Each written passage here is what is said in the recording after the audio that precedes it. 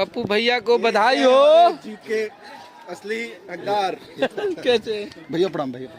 देखिए, अरे भैया, अरे राम भैया हैप्पी बर्थडे। थैंक यू भैया। राम भैया जन्मदिन है क्या? हाँ हैप्पी बर्थडे है राम भैया का।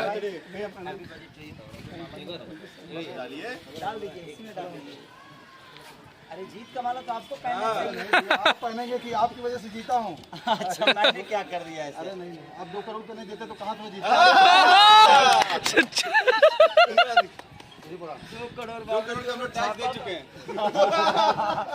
यही है कि हम आपको ब्लैक में नहीं दिए हैं। वाइट है। चलो फिर देखिए, और मेरी तरफ से आप पहनिए, ये जीत का माला है आपके लिए। ईश्वर करे कि आप विधायक और मंत्री बने, हमारी शुभकामनाएं आपको। दो इधर बनाओ है। आज आप लोग पैर मत छूइए, आप लोग हमारे भाई हैं। हमरो लेना ना हजार हुना हुना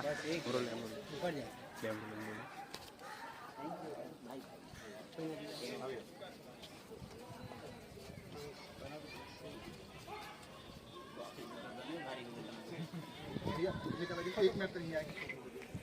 आओ सब जाओ। अरे दिख रहा है। आओ सब, आप सब लोग खड़े हो जाओ। हाँ यही सब ना हो। हाँ हाँ सब थोड़ा पीछे जगह पे ले लेगा ना।